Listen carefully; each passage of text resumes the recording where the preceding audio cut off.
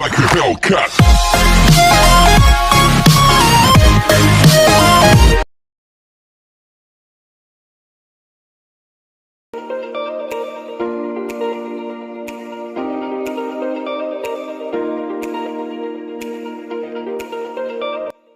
Gusto i-surprise tayong boyfriend para sa aming monthsary 79th monthsary.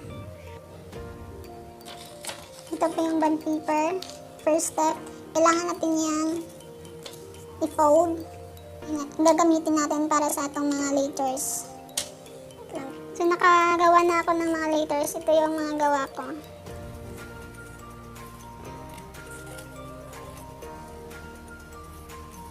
I-cut mo lang yun.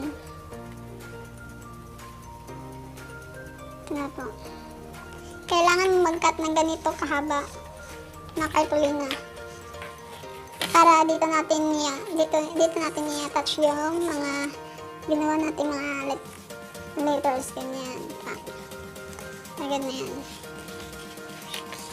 So ito na po yung nakat nating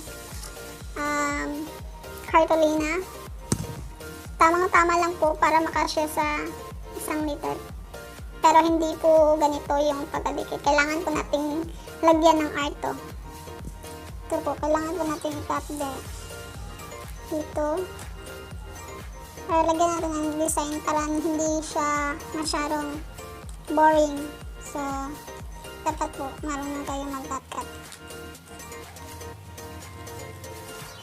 Tama lang yan.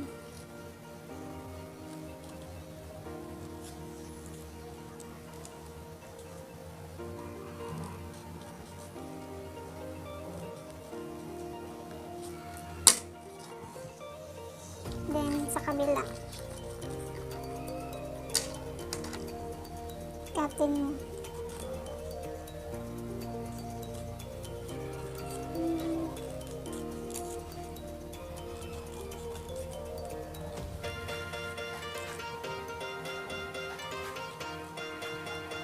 Basta may mga ayan, tapos na. Ang dami ko nang nagawa.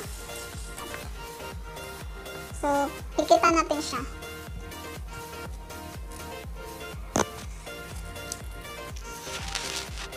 Kailangan natin magamit ng double-sided tape. Ito yung ipipikit natin para hindi tayo mahihirapan.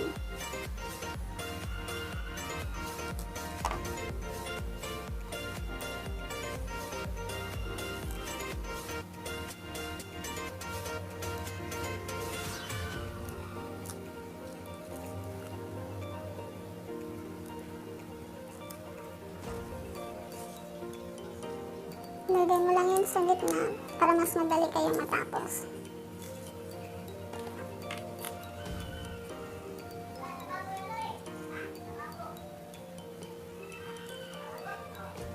Wait lang po.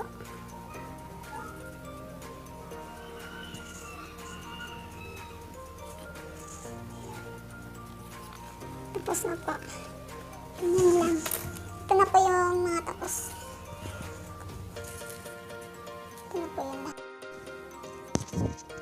Yan na po ang output.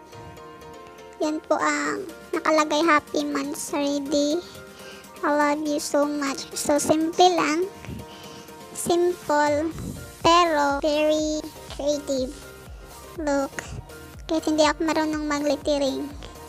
Kinakat-kat ko lang yan. Pero at least try my best. So next gagamitin na natin tong cellophane.